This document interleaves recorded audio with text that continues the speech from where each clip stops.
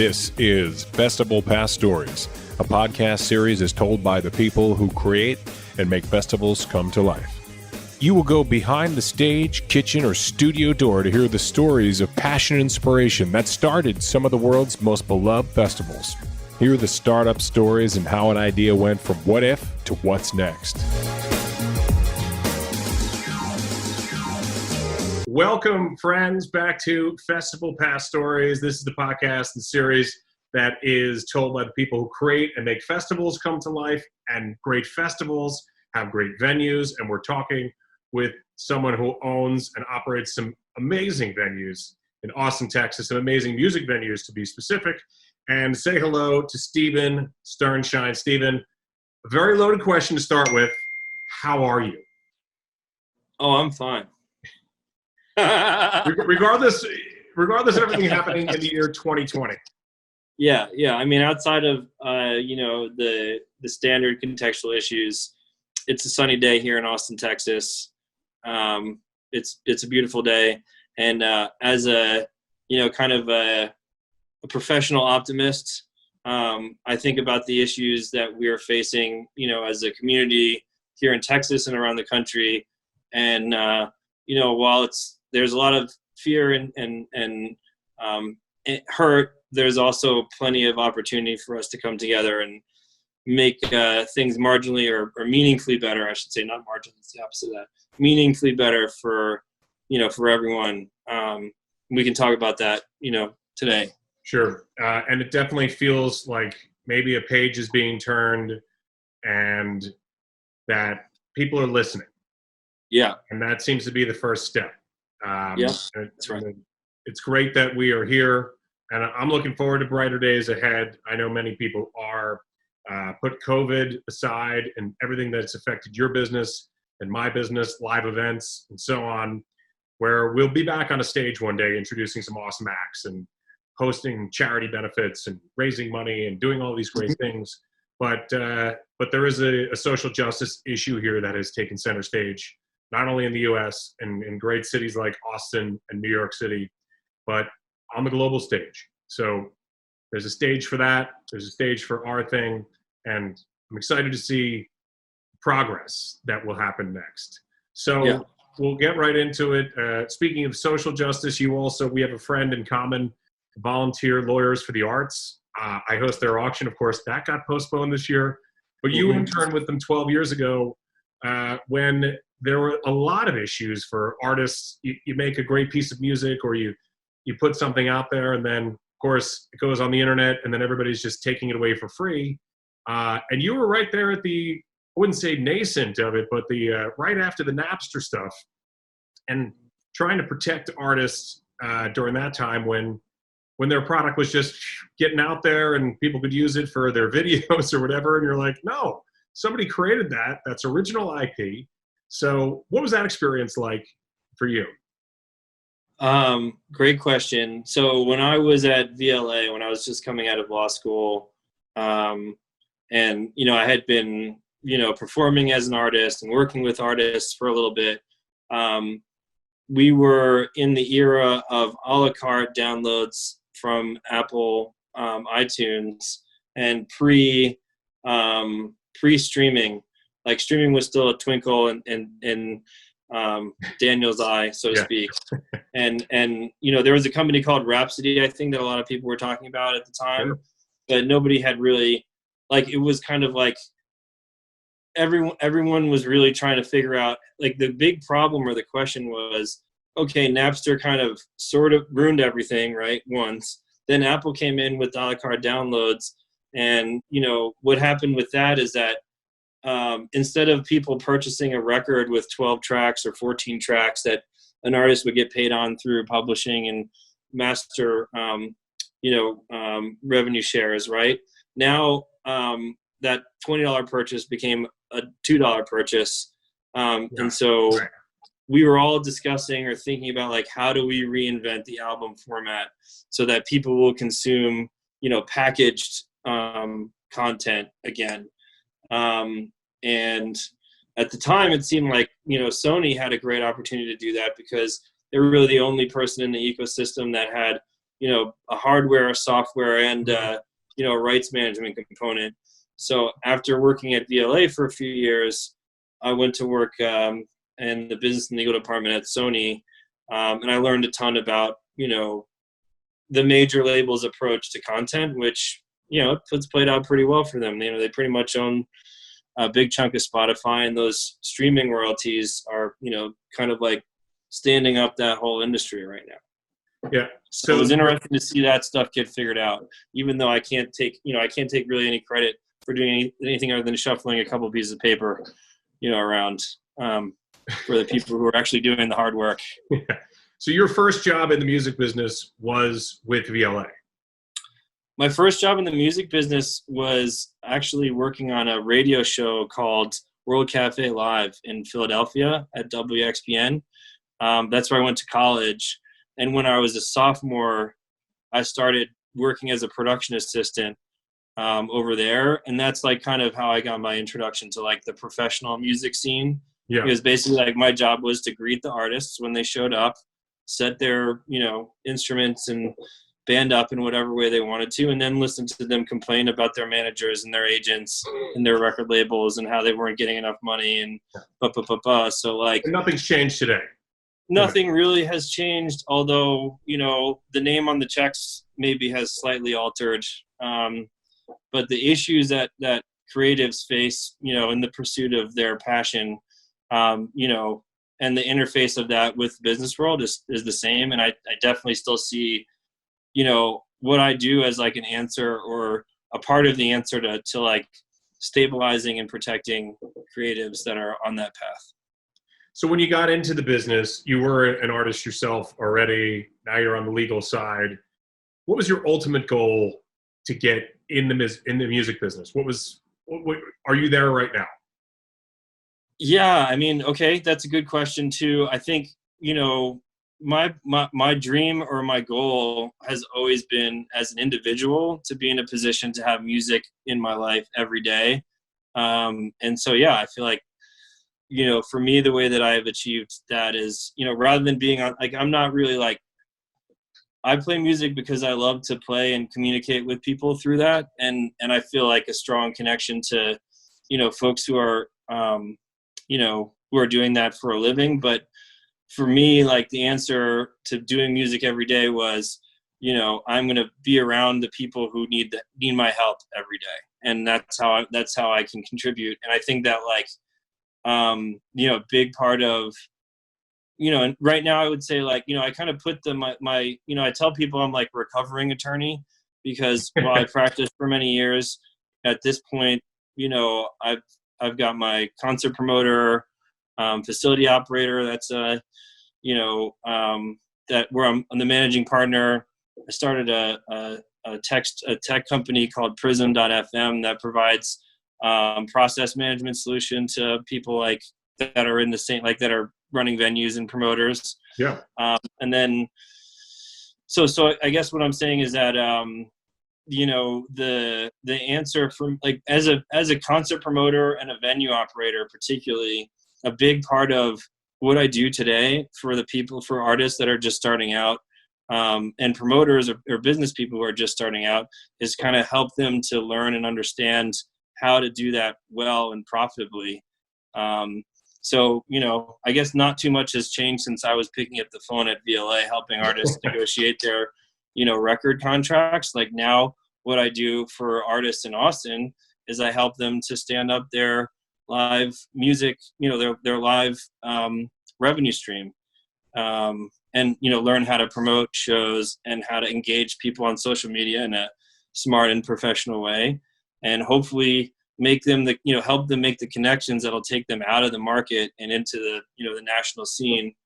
And then, I'm doing the same thing for promoters and venue operators, providing a tool that helps to make better decisions about, both the stuff that we care the most about, which is like our community, our artist community in town, but then also, to leverage our, ability to bring in national level acts and put people, in front of a band that's going to expand their audience.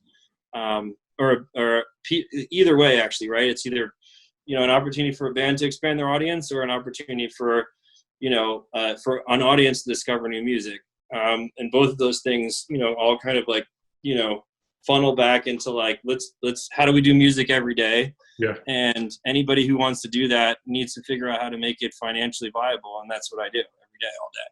So it sounds like Heard Presents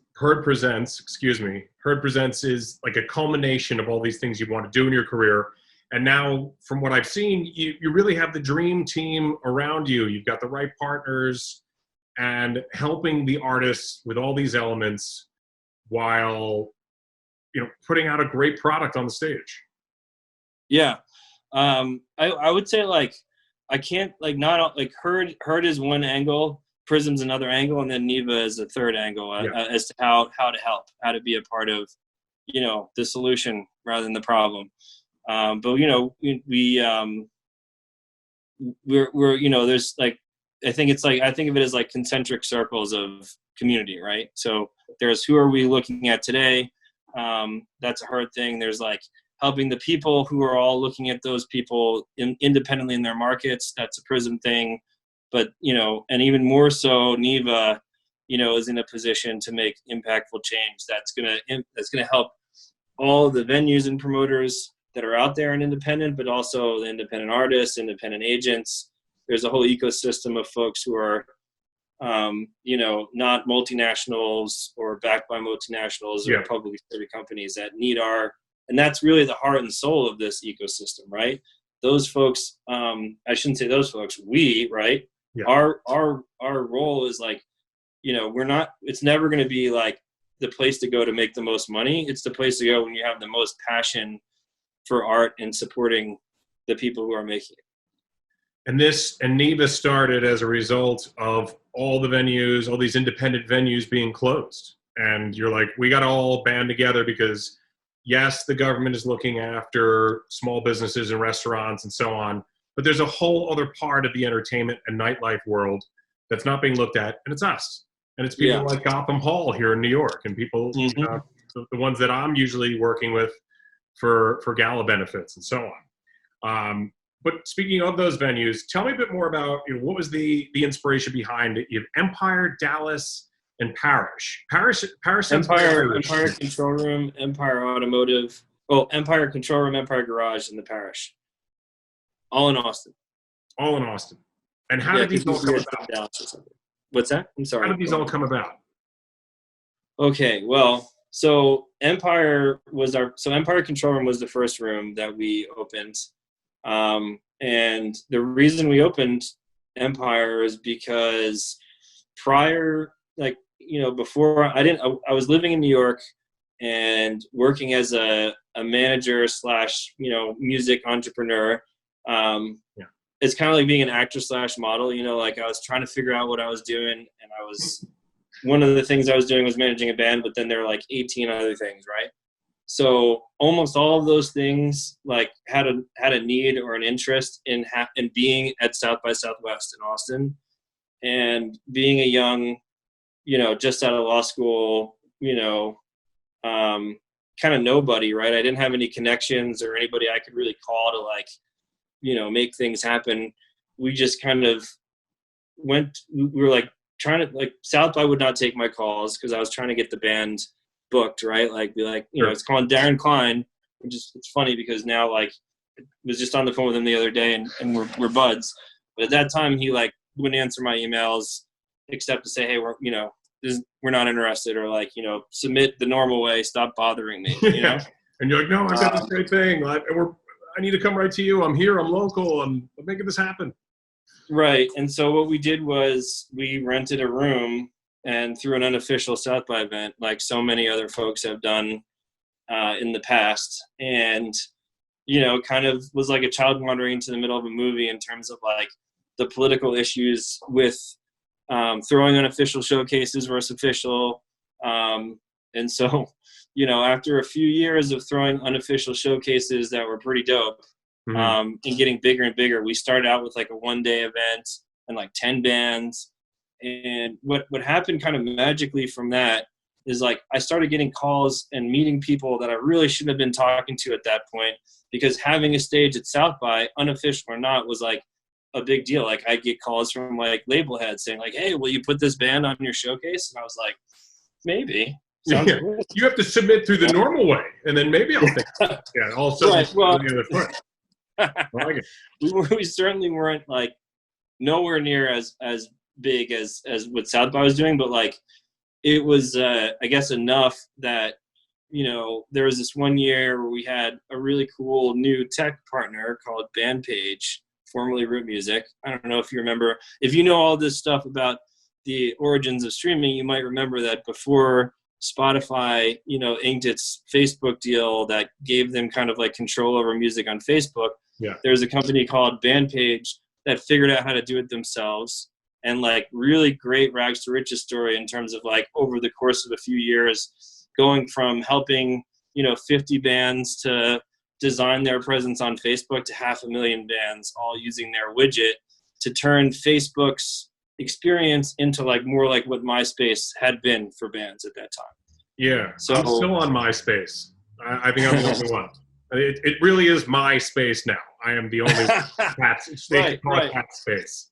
I'm like, yeah, I mean, you know, they did a relaunch a few years ago that was interesting, but I'm not sure how much traction they actually got with it. Yeah, I saw something a couple of years back that it said like 800,000 MySpace accounts were hacked, and it was like 2017. I was like, there was 800,000 MySpace accounts in 2007. Anyway, whole other story. But well, it's kind of similar though, because like that's the thing is, it's like, you know, at the end of the day, the number of like accounts is not necessarily equal like active users. So like, and at that time, again, the app thing was new and people weren't like looking at monthly active users. They were just like big numbers. Cool. Yeah. But anyway, so they were sexy enough of a brand partner to put us in a position where, you know, they had just raised a ton of money. So we were going to go really big.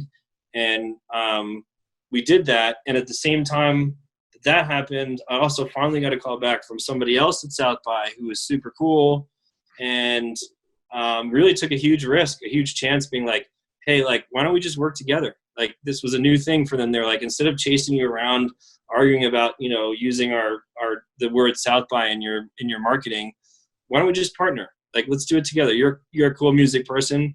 We care about that. Let's make it happen. So Incredible. It was like this beautiful kind of conflux of, you know, things. And we had the most successful year that we'd ever had at South by. And I got a call like a couple months after that, having locked in the next year of events and really excited, right? Like from the guy who owned the place, who was like, hey, we're going out of business. I'm so sorry. Like, I'm not going to be able to get your deposit back. And I can't guarantee that whoever takes this space next is going to honor your deal to rent the space next year. So at that point, you know, maybe a little foolishly, I was like, well, how much are you selling the business for? Like, you know, let's see what we can do. And it turned out that the cost to acquire his business was less than what we were going to pay to rent the space for South by. So we were like, fuck it, we're doing it. Yeah. And we bought the room, and room. Really in retrospect, what I bought was the obligation to pay rent for many years in the future. Congratulations to you. Yeah. And which venue was that? Was that called Lipstick 24, which was at 606 East 7th Street before, you know, we turned into Empire Control Room. And so what happened, you know, really I met the guy who owned the next bar over, had been, you know, we had met and talked and partnered on some things in the past. And so I called him up and asked him if he wanted to teach me how to run a bar. And you know, he said yes. And the next thing we knew, we had this room down in Austin year round.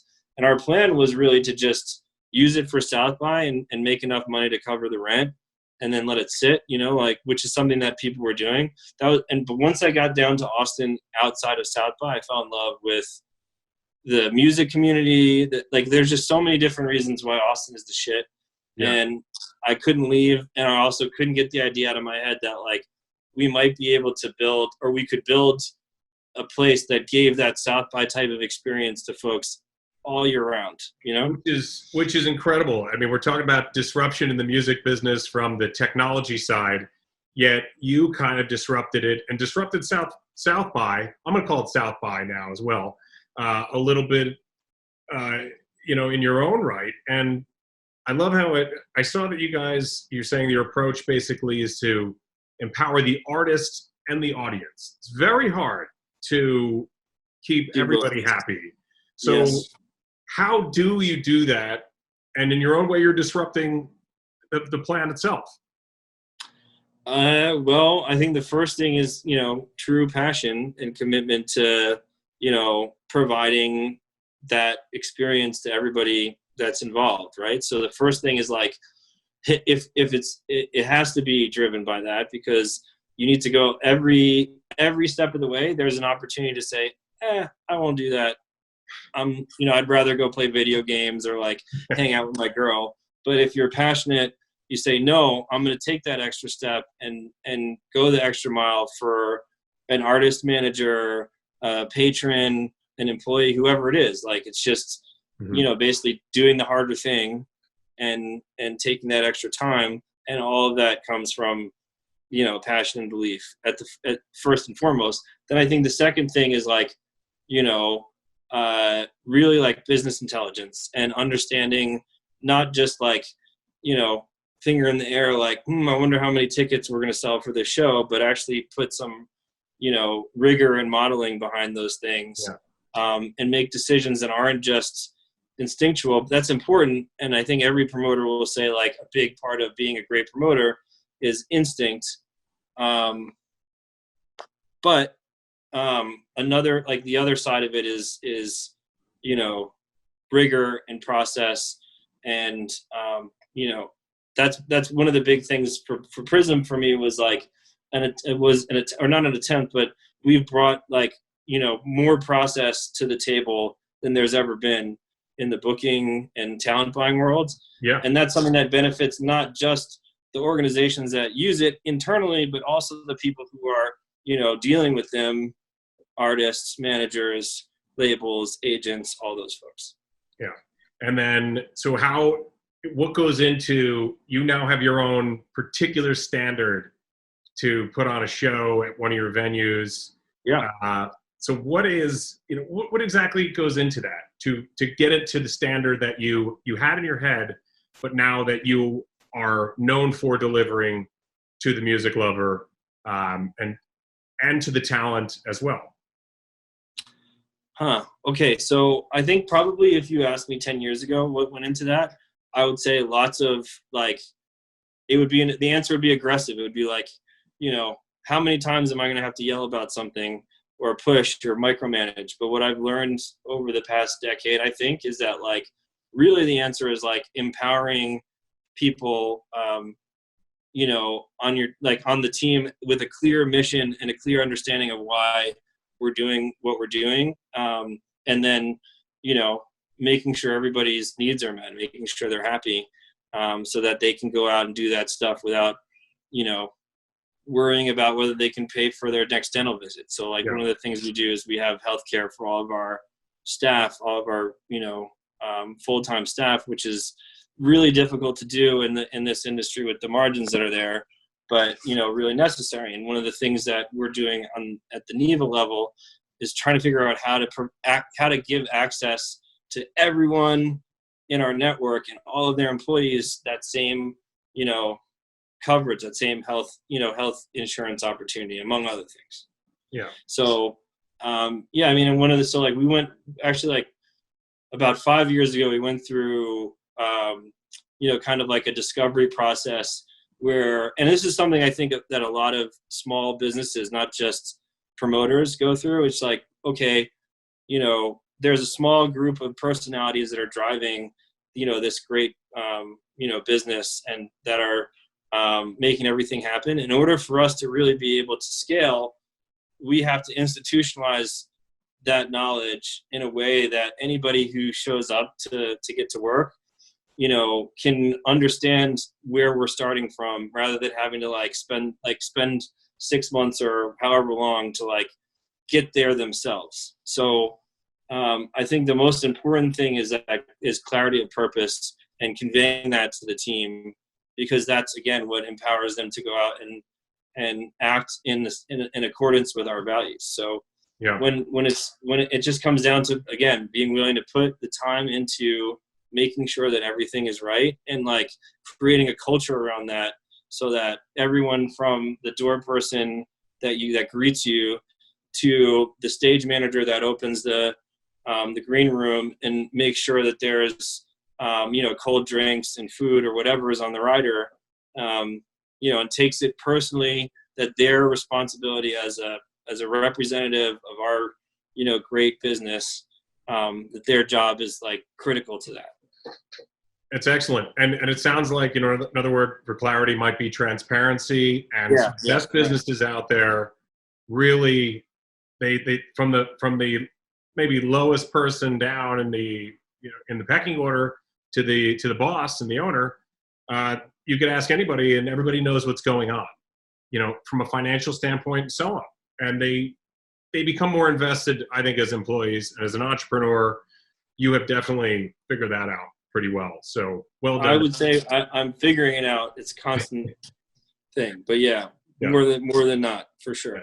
That passion, that commitment, that belief, it comes out of you every day, and it probably gets very infectious with your employees. Maybe infectious isn't a great word to use right now during COVID, but I am sure. No, let's take it back. Yeah. We got to take it back, man. Yeah, they own it. We're going to take it back.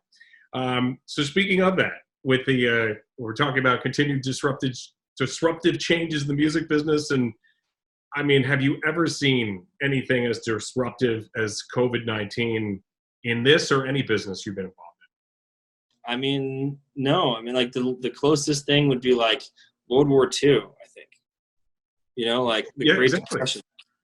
Even, like there was just, this is the thing that people, when we're grandparents, we try to explain it to like our grandkids, and they're not really going to understand because they weren't here. Right. And now Texas is open for business, open before New York. But when you guys heard that you were getting the green light to reopen, was there one act where you were like, we got to have this act on stage at Empire? Or, was there somewhere where you said, we got to get these guys? And did you get them? Okay, so the first thing is that I don't agree with what's happening in Texas currently. I think it's too risky to be open at this juncture. Yeah. And there's already been a spike in cases from what I've seen. There has been a really significant spike, not just in cases, but in hospitalizations, which is a more accurate measure of those things. Yeah. And again, at NIVA, we have a very large effort to consolidate, guidelines and standards for safety and reopening. And so, there's two sides. There's like, I understand the instinct or the pull that like basically like either we reopen or people are going to, like, businesses are going to die. Yeah. And then if we don't, people are going to die. So like,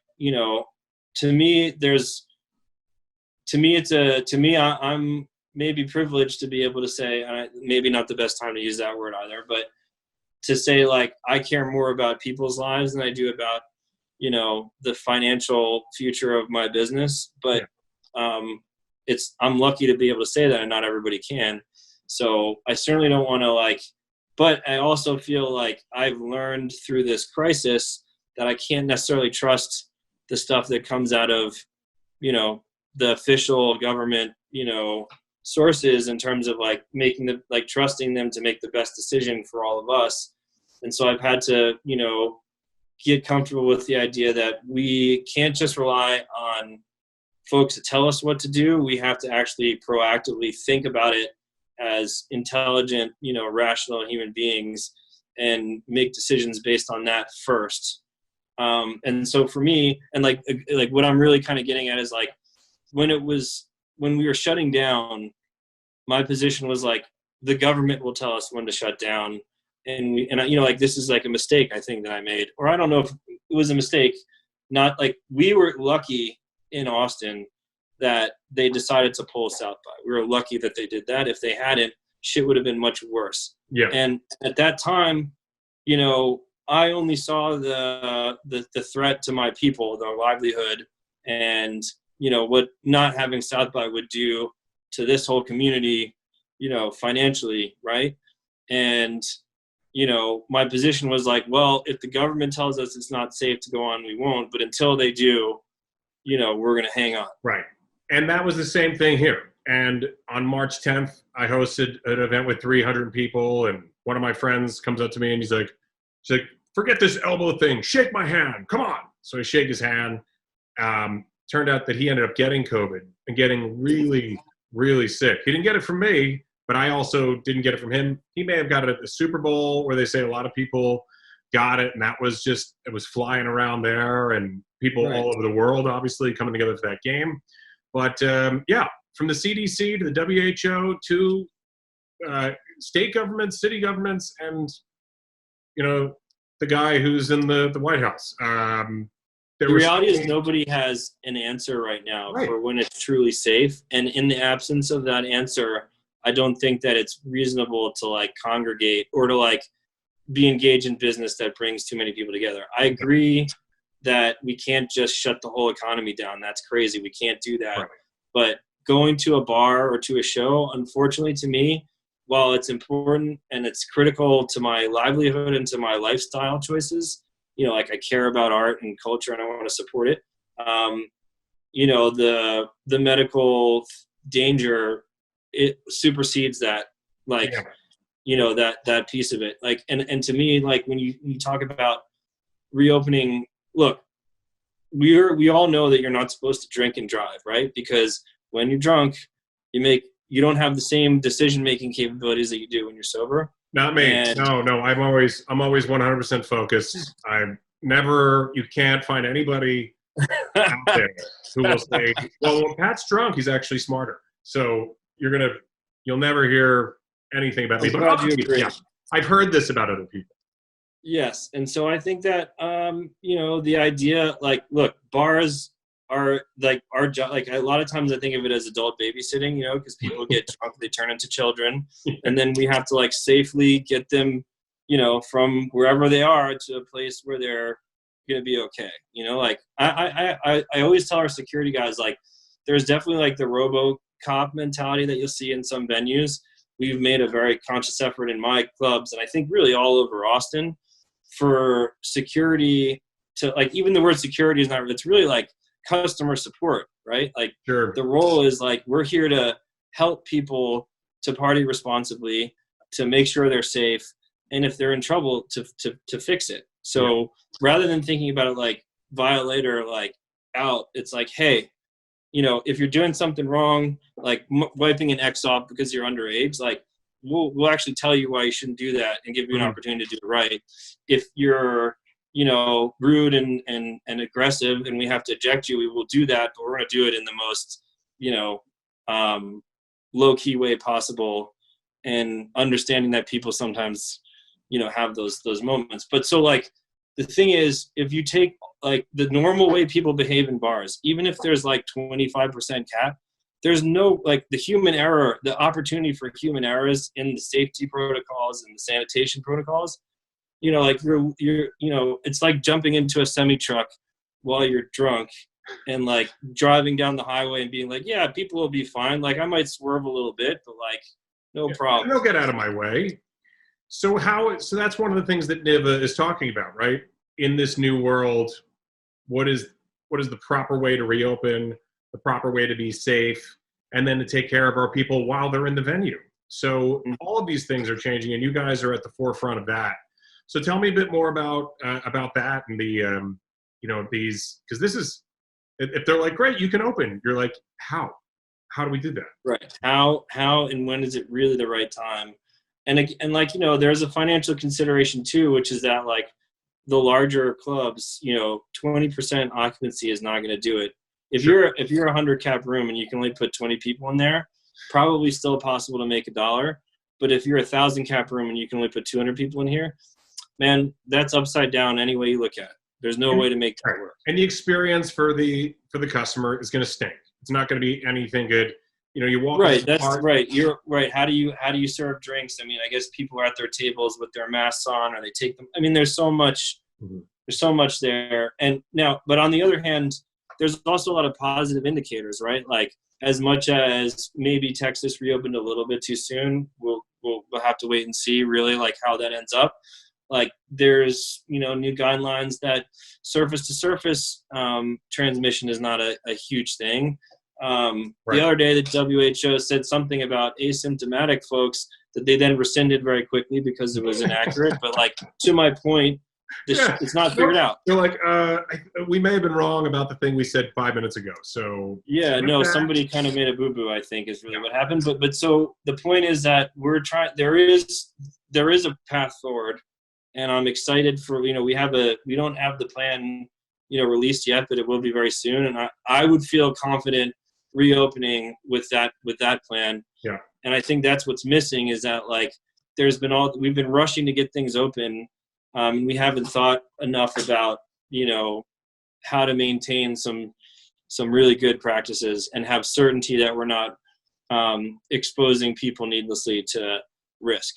Right. We're going to go with this Swedish model. Everybody's like, we can't shut down again like we did before. So if you're feeling well, go out there and do stuff. People are going to have to have a sticker or something that says, I took the antibody test and I'm good. Or, yeah, there's some immunization. There's some good efforts to consolidate information about people who've already had it or had the antibodies. There's also some really simple, important efforts around kind of like person-to-person contact tracing that has been really effective internationally. And while the United States is probably a much larger nut to crack than someplace like Sweden or Austria, that's the most surefire way forward, I think, is probably to just get a much larger, more visibility into where everybody is and where they've been. So when there's, an infection event, we can trace back and make sure that anybody who has contact with those people know to quarantine for however long it takes. There's some privacy issues that are really difficult to untie with that. Sure. But I also think that I hate to be dismissive of that, but I know that those are solvable problems.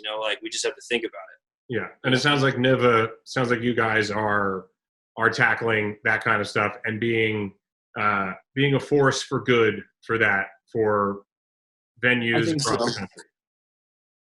Yeah, I think so. I mean, look, the thing that's crazy about NIVA is that in 8 weeks we've gone from not existing to having representatives from our organization in every congressional district in the country. Every single one has a music venue or a promoter in it.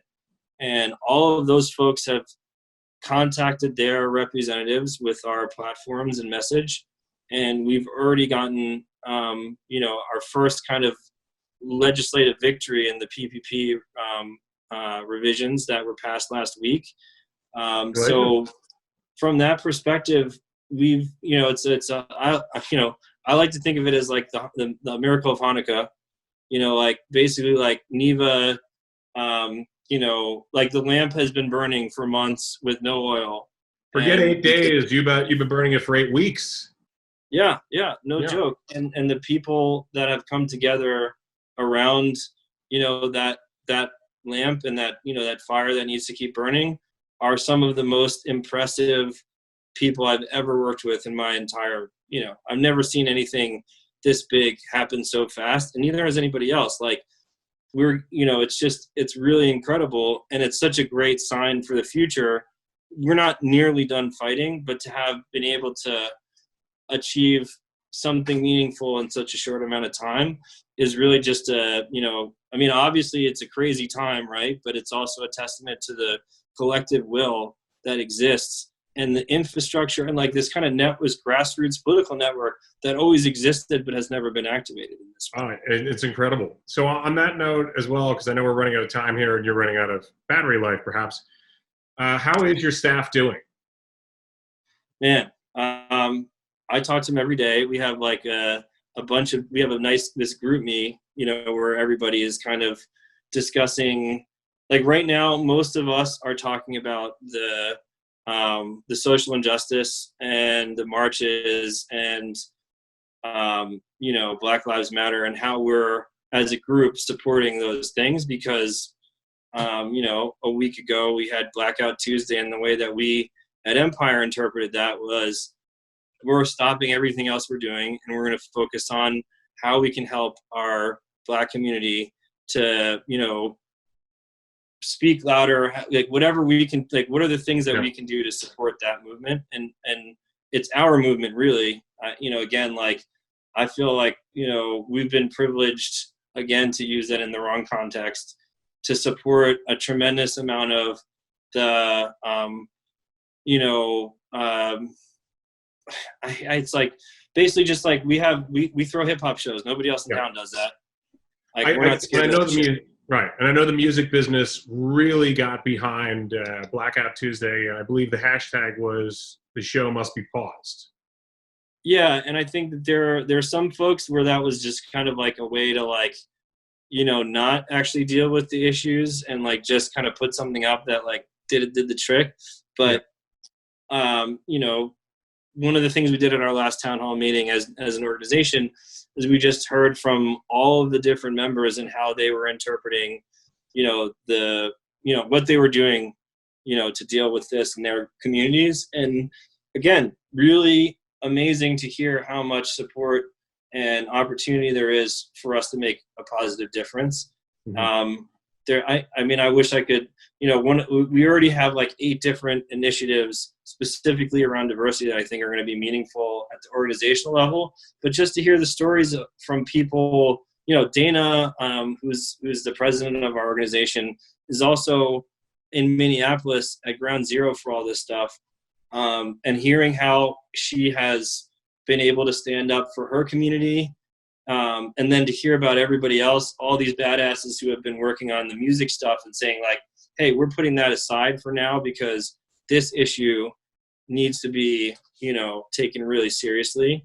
And again, in a few short days, the nonviolent protests around the country have, spurred a tremendous amount of change in the ecosystem in the government infrastructure that would never have happened at any other, like it would have taken another decade to do a lot of this stuff.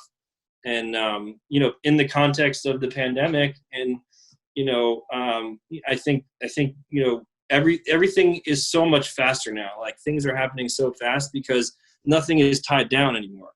Right. Like that's what's really happening now is like literally all the pieces of the puzzle have been flung up into the air and it's up to us to put them together again in a way that's more, productive and just. And you said it right. I've never seen progress, and for whatever progress that is, happen so quickly on so many levels. And then you have people who you never thought you'd change their mind, people in NASCAR, people in the NFL. Yeah, and I saw that today. That was crazy. And they're all saying, we're listening. Tell us, we can, this is the time. Maybe we can really make some social change here. And this is going to be one of the biggest, this is going to be such an historical moment from the COVID side of things.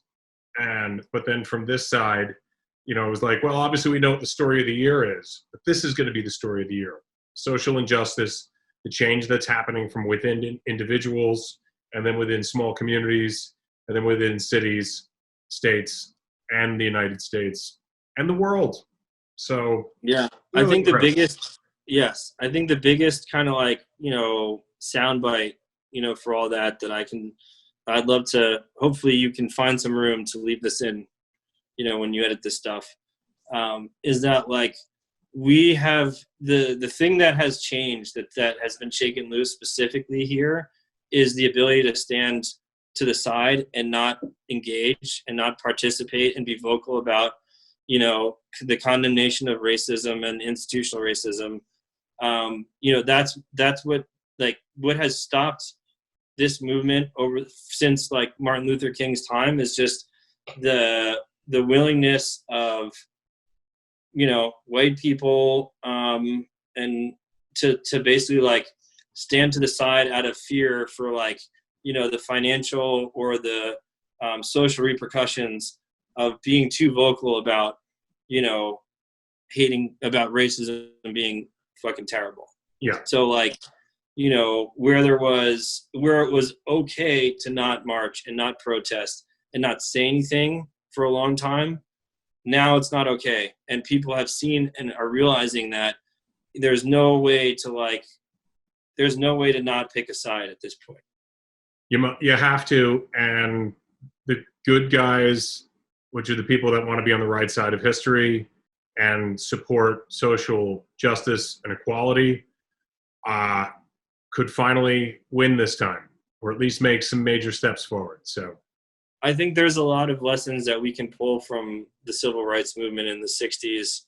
And I think that in the, like, kind of like to tie it all together to why music is so important at this time. Obviously I'm biased, and, you know, I hope that nothing I'm saying, you know, is, you know, interpreted to take away from the power and the importance of the message that African-American people need to speak primarily to the rest of the country. But if you look back at, you know, there's two types of ways that you find out about the civil rights movement. One way is through a history book. And it's very difficult to contextualize and understand, like, I think, you know, what went on at that time through that way. The other way is through listening to music and art that have been created, inspired by that period of time, from Woodstock to the protest songs that, you know, were so important, you know, to folks like Bob Dylan and whatnot. Like, to me, the three-dimensional, like, emotionally charged picture of that gives you the basis for understanding why that movement was important. It comes from the creative people who were able to who communicated or packed enough energy into those statements that you could understand them. So, like, as a kid, when I was trying to understand the civil rights movement, it wasn't from my history textbook. It was from listening to you know, Crosby, Stills, and Nash talk about Kent State. That was what made a difference to me. That's what resonated with me. And I think that, like, we have an obligation as a community and a culture to make sure that that message lasts. And I think we can do better than we did then. And if you want to say privilege or luxury in the right way, it is to follow up on that obligation, not today, but every day, and realize that you must do the right thing. I think I just quoted a movie that a lot of people are talking about right now. Like Lee, man. Fuck yeah. Yeah. That's a great movie. But it looks like it feels like change is really coming in the right way. So yeah, I agree. And speaking of change, what do you see for the long term of music festivals like your Waterloo Festival or South by? You know, these large festivals, will we see them come back? We, of course, have a very vested interest in keeping that hope that, yes, this will happen. But what do you see as the future of these large festivals? So another great question. I think that, well, there's two things. First of all, I think obviously there's going to be a day when we can have festivals again, yes. Large-scale festivals. On the other hand, I don't know what the point is of putting 100,000 people in a field if you're not going to talk about social justice, for example, okay. Right? Like, why do festivals have to be so large? And the answer is, well, so that Live Nation or AG or whoever it is can make more money. Sure. And if that calculus has changed forever, right, because we know now that there's a serious risk that people congregate in that way can, you know, spread, you know, really nasty bugs. You know, I hate, that's maybe a little flippant, but you know what I mean. Then, you know, the impetus or the, you know, the rationale or the judge, like the thinking is like, they don't have to be like, if we can, I think what the future is like smaller in-person stuff with larger ripples through the digital space, right? So you're seeing all this adoption of live streaming as a real way for artists to reach fans. And I think that, like, if you go and you watch, there's a couple of them where folks are on stage just commenting like, whoa, 50,000 people. I just, this is 5 arena shows. Right. I just did it once and had the same impact. Maybe you never have to do 10 arena shows again. Maybe you just do one and then stream it. And that's the same kind of benefit. Or, so I think that like, I think there's got to be a change overall in how the festival infrastructure is redeployed. And my hope is that, people will take into consideration, like, not just what's the way to make the most money out of this situation, but also what's responsible from a health and safety perspective.